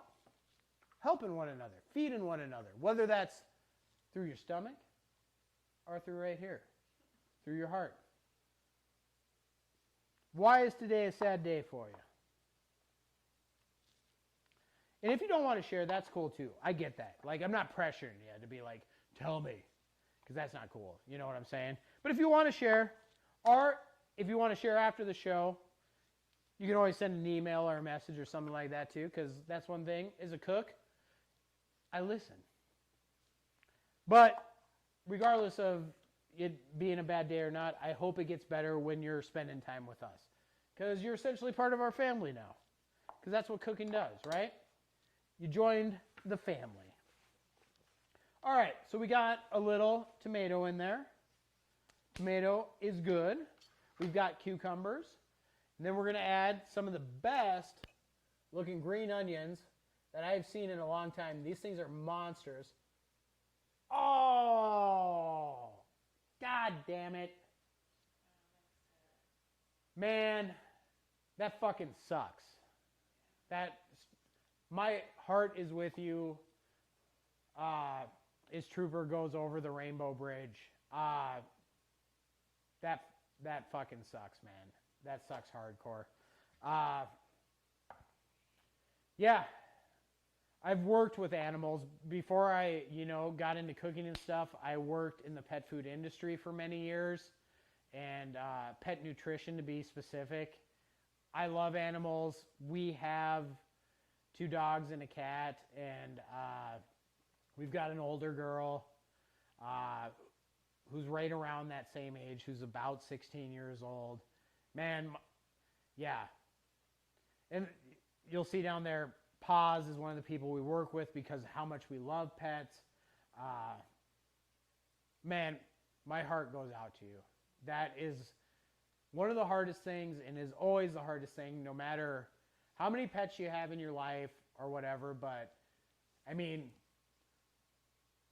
freaking big fucking hug to you, and you never forget them. You can never let them go.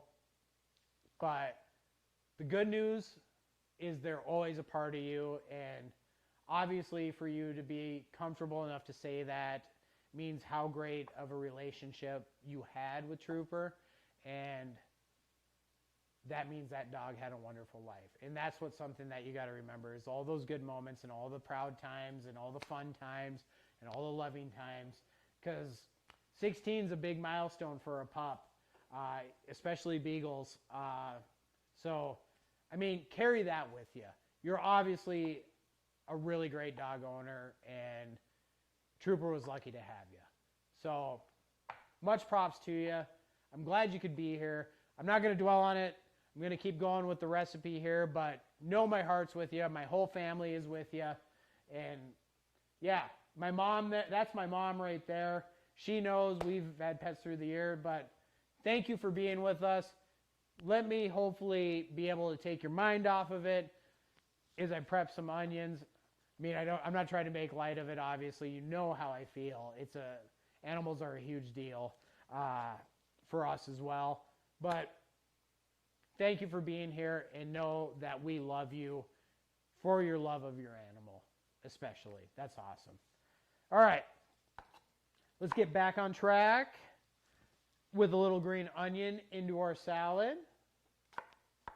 And we're just going to cut down our whites and our greens, because we're going to use both, not only in our salad, but we're also going to use it on our pasta as a garnish. So we're going to use some of these whites right here, add a little crunch, and a big boost of flavor. Big boost of flavor. So we're going to take our onion whites, dump them in there. Don't have to overdo it. Since it's raw onion, it's going to be super duper strong, right? Super duper strong. So just a few in there. Lost a little piece of lettuce there. Get out of here, lettuce. All right. And throw her in. Get a little bit more here. All right. So, thank you. And this is just a salad. Wait till you see when we plate up our wild boar here, because that's going to be the real great thing. But once we get... God, I keep dumping my salad on the floor and cucumbers and shit. Jen's going to get pissed. I will check my noodles. Thank you, babe. Little bit to go yet. Little bit to go. I can feel it. I can feel it. You can get this out of here, too. All right. So, let me show you guys. Let's flip back to the main full screen here. I'm going to show you something super duper cool that you've probably never seen before. I have not seen them in my entire life, and they are freaking delicious. I'm going to show you what is known as dragon's tongue. What? You're like, I only picked this up on a quest when I was playing Skyrim. Wrong. It's also IRL, in real life. This, I'm going to, I'll walk it up here, all right? Let's see if I can get a good enough light here.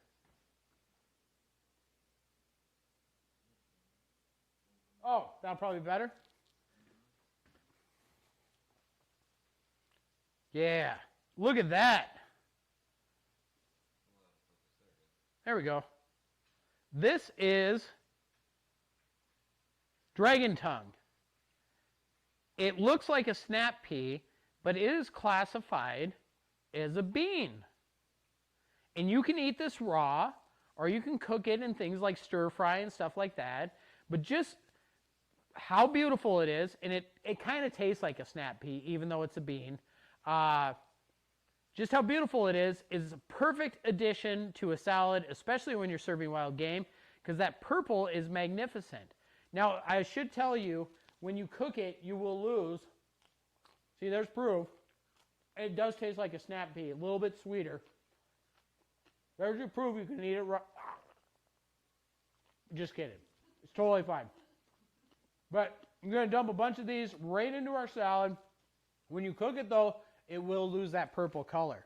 But when you add it to a salad in a raw fashion, it adds a little crunch, adds a different layer of flavor, and flip it back over to that other camera.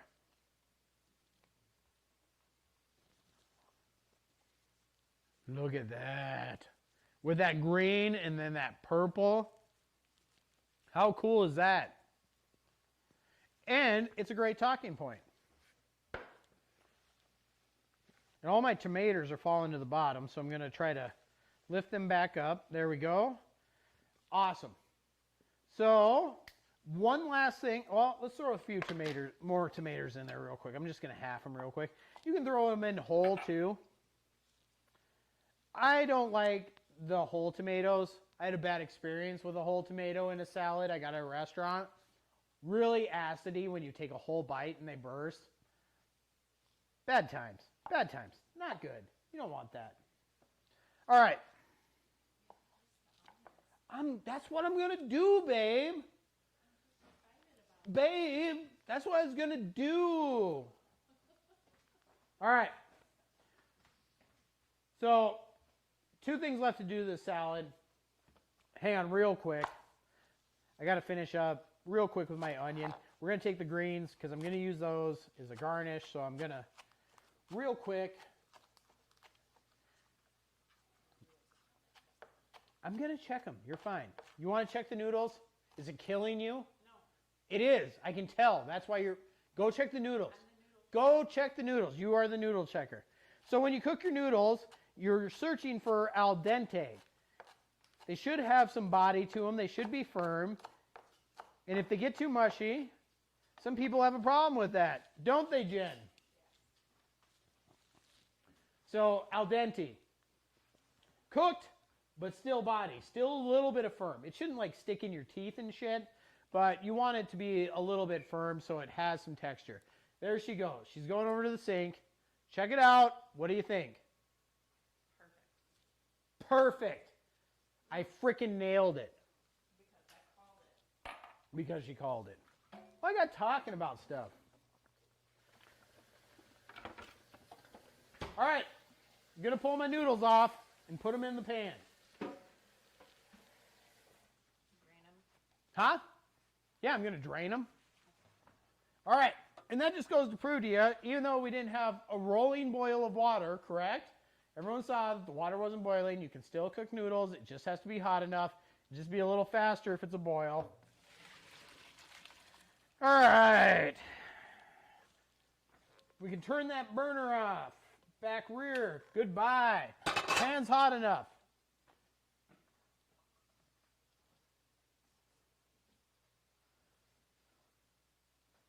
Somebody's like scrolling through the Twitch stream right now and they're like, what is that Fruit Loop doing?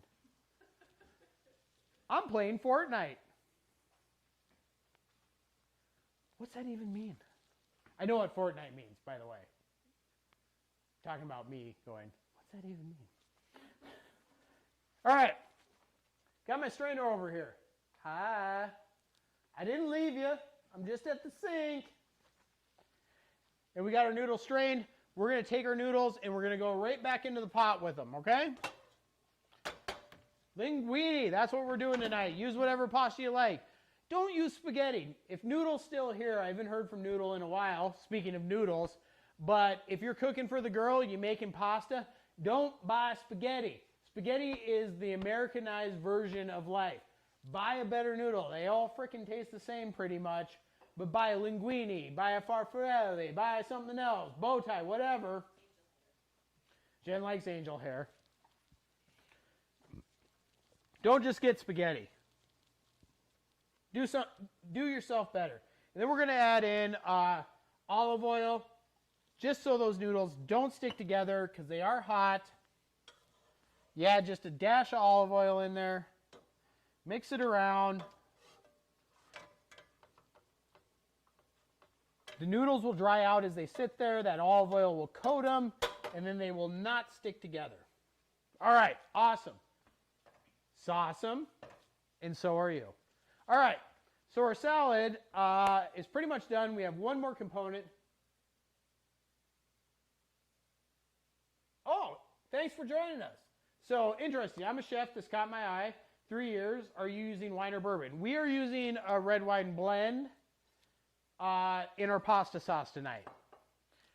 I told the audience earlier that you can use pretty much whatever wine you want when you're cooking with it. We're doing Wild Boar, so we're using a red wine. My suggestions were Chianti or like a Pinot Noir. So whatever basically that you'd pair with it, but being that it's a richer red meat, that's what I went with. I went with a red blend. This one is actually recommended to pair with steak, and we're doing Wild Boar, both a red meat. You being the chef that you are will understand, of course, pork is a red meat, unlike the 80s advertisements when we were children that claimed it was the white meat to try and get sales up to compete with chicken. True stories. That's right, children. All right, so we got sauce done, noodles done, salad's almost done. We're going to do one last thing here for our salad. I got to turn on my pan in the front. We're going to get this hot. It's going to take just a quick second. Yeah, appreciate that. Last thing we're going to do is we've got some slivered almonds here. Get a little butter in the pan. Butter, butter, butter. It's like Paula Deen.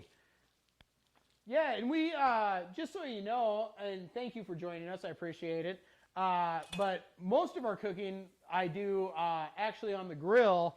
I do a lot of smoking and things like that. We're actually having gale force winds tonight. I was going to prepare this all out on my Traeger for that wood pellet fired goodness, but we're cooking in the house tonight, which is not a big deal. I cook in the house all the time.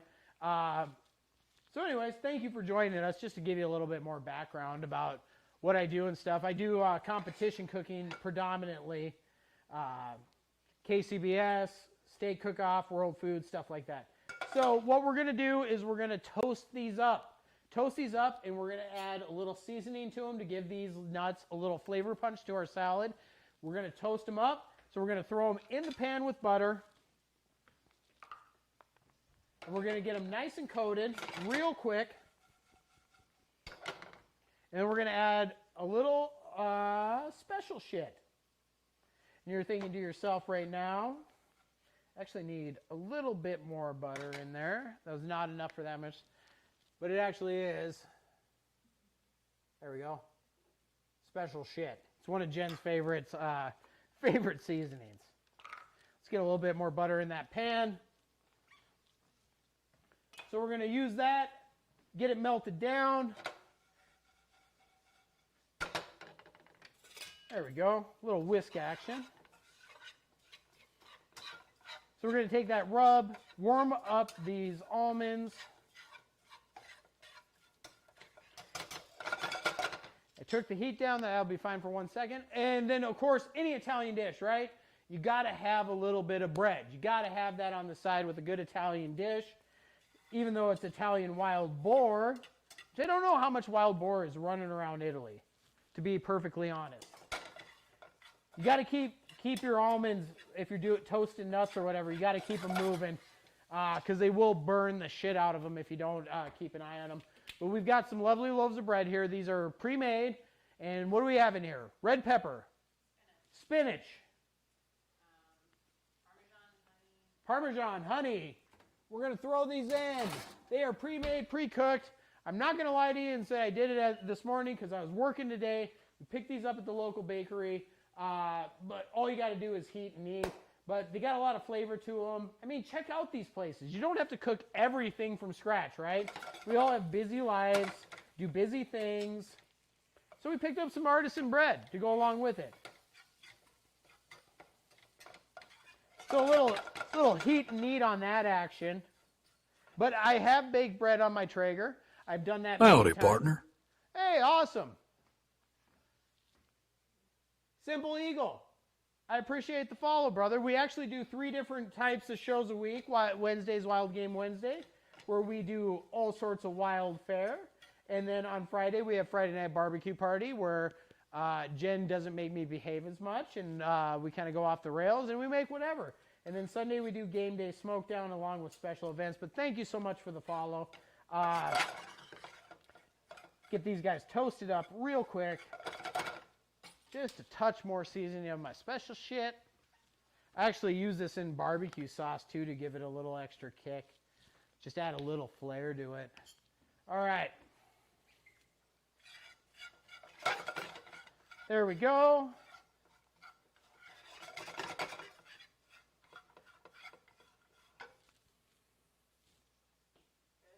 Babe, you're going to love this.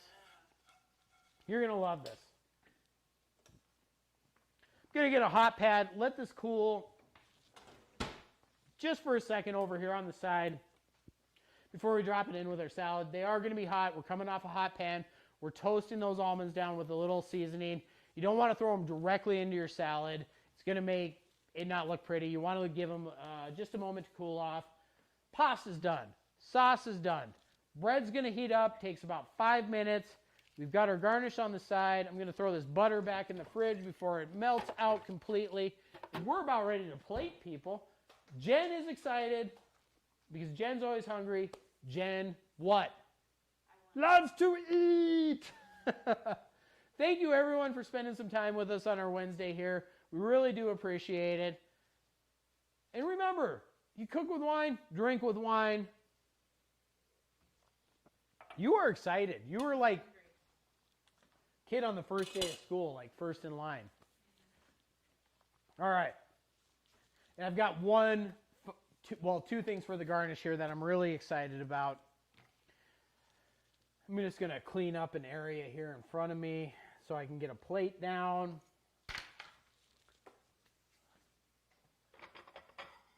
We're serving a dark dish, so I'm going to use the old standard white plate. Noodle, if you're still with us, you can heat up your plates if you want that extra chefy touch. Put it in the microwave for a few seconds and serve your plate warm. She'll think that's real slick. Huh? I like that. Jen would like that too. Now that I said that, I'm going to be heating up all my dishes when I make dinner on the regular when we're not streaming. Like, why is my plate not the same temperature as my food? That is how I should be served. Like, yes, dear. I'm sorry, dear. I'm supposed to be the chefy guy, and I'll be responding. Yes, chef. Straight away, chef. I'll become her Sue serving chef. Yeah, Gordon Ramsay. When Jen starts referring to me as donkey, then I know I've got a real problem. Check my bread. A few more minutes on that. Let's start plating up, shall we? You ready? Nuts are pretty good. Give them just a second. Let's plate some pasta first. I need my tongs. And of course, as with me outside, when we're cooking outside, you settle down over there. I've got my unusually long tongs. It's kind of a Bob Seger inspiration on that one. Just take those old tongs off the shelf. Plate some pasta like nothing else. That wild boar ain't got the same soul. There was a dramatic pause. You just ruined the whole moment, babe. It's all right. It's all right. Maybe the next song. Maybe the next song. The viewers want to hear me sing. If you want to hear me sing, I do have my unusually long tongue microphone. Throw your requests in the chat. No requests, no songs. Mark Brick says sing. Throw me your request, Mark Brick. Throw me what you want to hear. I will give it to you. You don't even have to give me an exact song, because what if I don't know the words, right? You can throw me a style. I'll let you throw me a style. Or an artist. Or an artist. That's fine too. Artist style. Oh, it's going to become, it's not a microphone anymore. Now it's my guitar. Looking out my back door. Giant doing cartwheels. Angel wearing high heels. Making up the words as I fucking go along. It's something about Victrola. Mark Brick, let's take a stroller. Running out my backyard. There you go. Request nailed. All right, let's spoon up some of our Wild Boar topping. You can rate me out of 10 on that. Or you can give me a follow. I will dance for my tips. That is not a problem. I used to play music professionally as a bass player, not as a singer, as I'm sure you gathered. But yeah, I've got no problem whoring it up. Judges score. All right, so here's our Bolognese sauce. Let's turn that burner off. Jen doesn't get worried. Smells good. So in this Bolognese sauce, this is the quick version. Thank you so much. I appreciate that. Anonymous. I think they love your singing, man. Well, Anonymous, you're welcome to request a song. It's anonymous. And if you don't want to be known who you are, you can always throw that into our DMs, and I would be happy to fill that request. Thank you so much. All that tips that we receive, that goes into making the stream just better for you guys. So thank you so much for that. I mean, it's a labor of love, and we appreciate it greatly. All right. So in our Bolognese sauce, right? Wild Boar Bolognese. We started with onions, carrots, garlic, onion, and celery. We cooked those together with butter.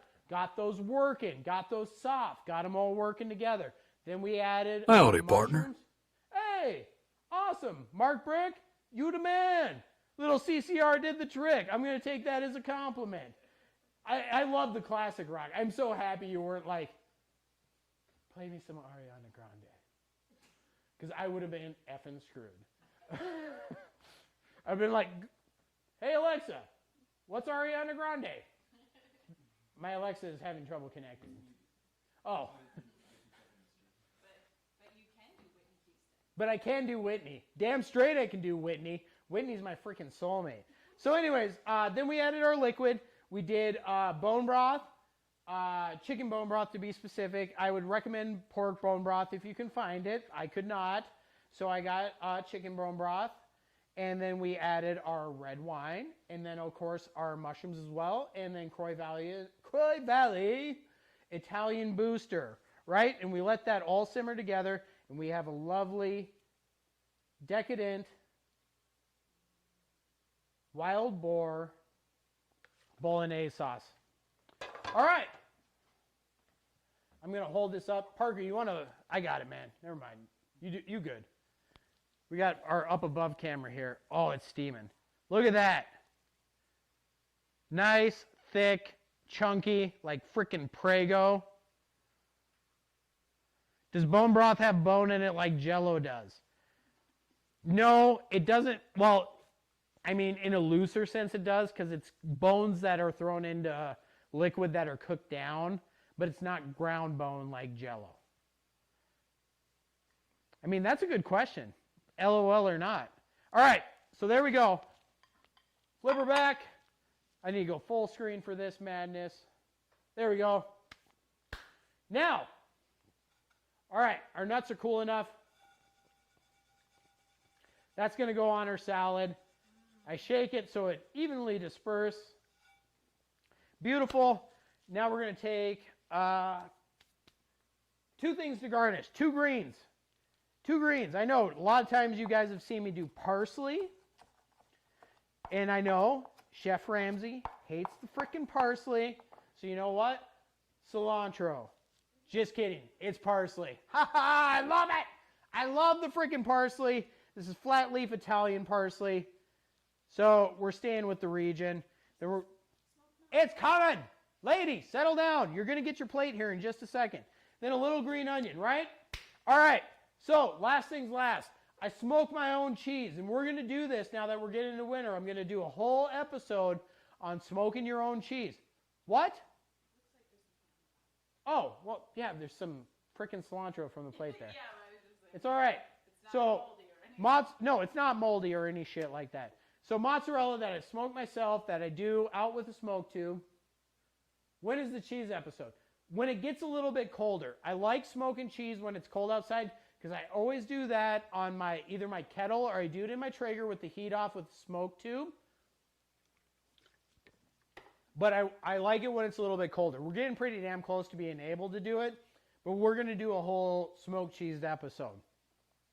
And then I vacuum seal these. So this is cheese we actually did last winter. There's no mold on it. I do have a little garnish that spilled over there.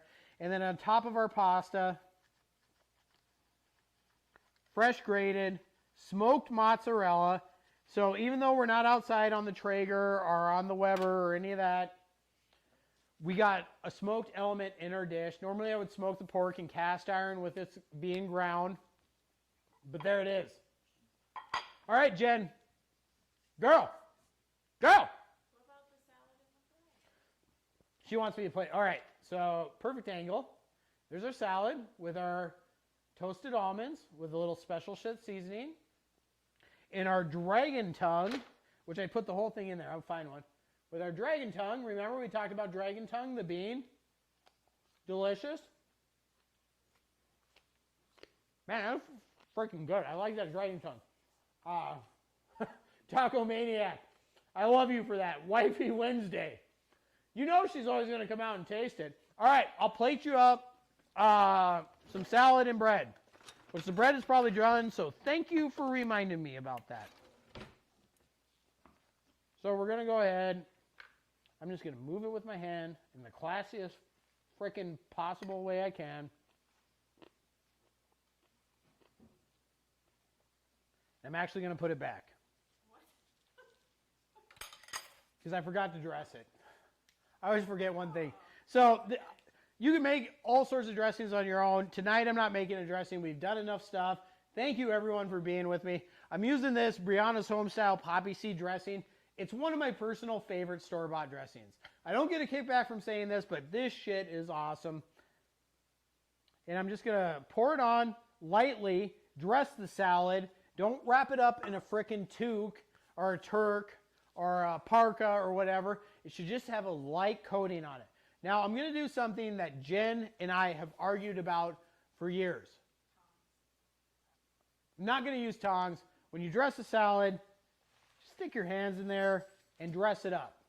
That's how you put your love into the salad. Mark Brick, how do you dress your salads?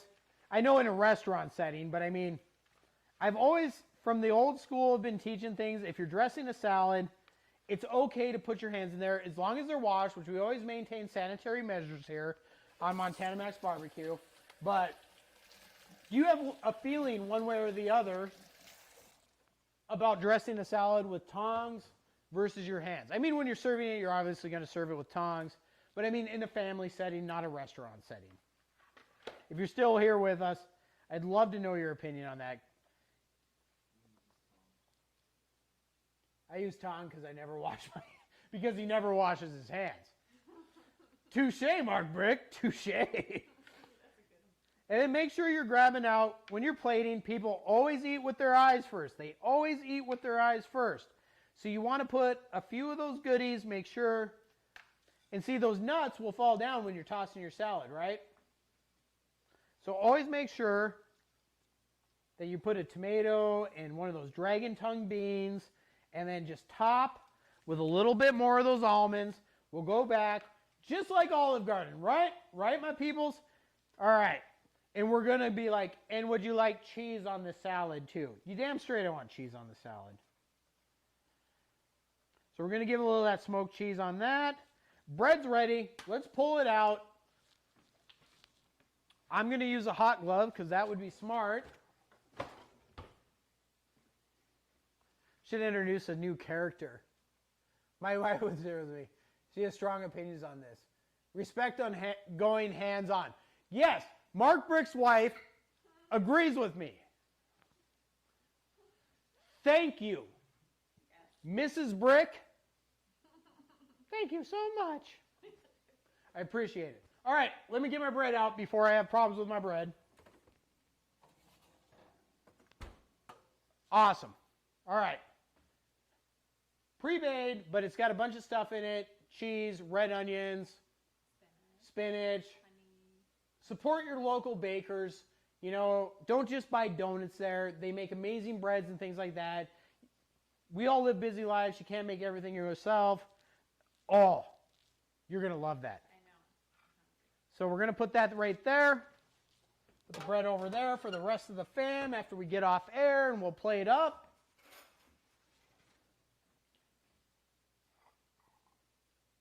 See if I can. I know it's hard to see from the angle. I've got stuff spilling over the side. Not the best plating job. In the competition world, I would be losing points just for my plating. But it's an Italian family dinner, right? If your salad spills over a little bit, hey, it's all for the family. But I want that dragon tongue up there because that's beautiful. So there we go.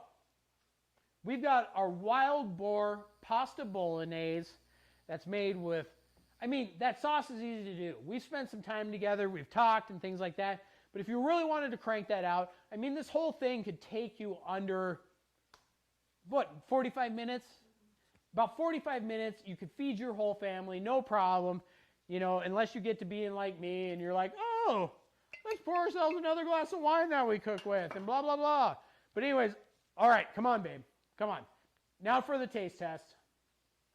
Here's Kansas City Jen, the one and only. This is the best part.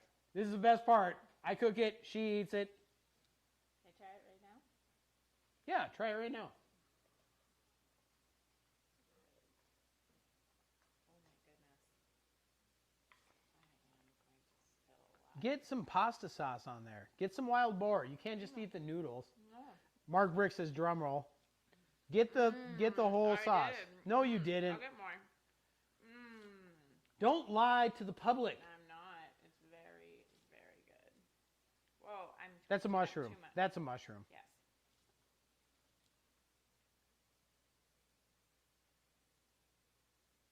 Yes. Taco Maniac. Make her food to taste and maybe she will taste you. Yeah. If it turns out well, right? Right? Does it taste gamey? It does not taste gamey. That's the goal. Wild game does not mean it has to taste gamey. Not at all.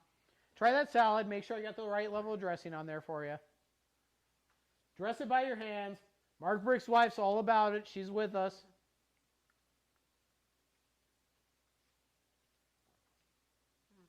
I can taste your hands.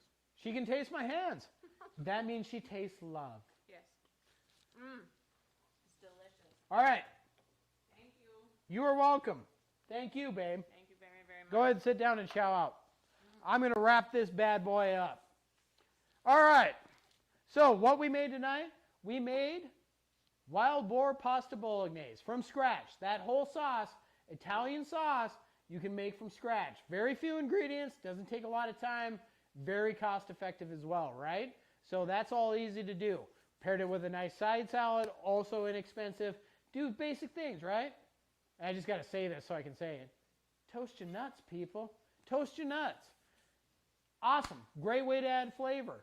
And then we visited our local bakery, added a piece of bread, slap a little butter on there because butter makes life great. You've got a perfect rustic meal. You can also substitute any sort of meat you want with that bolognese sauce. It'll turn out fantastic. We appreciate you all spending time with us on Wednesday night here. If you got a minute, make sure you hit follow. If you're on YouTube, hit subscribe. Follow us over here on our Instagram. It's Montana Max BBQ on Instagram, Facebook, Twitter, all that kind of good stuff. We appreciate you a great deal. Thank you so much, and thank you to everyone who supports us on the competition scene down here. Gunter Wilhelm Cutlery, Con Coolers, The Beard Strugger, Croy Valley Foods, and of course, Paws. And thank you to you. And remember, as always, for those about to cook, I salute you.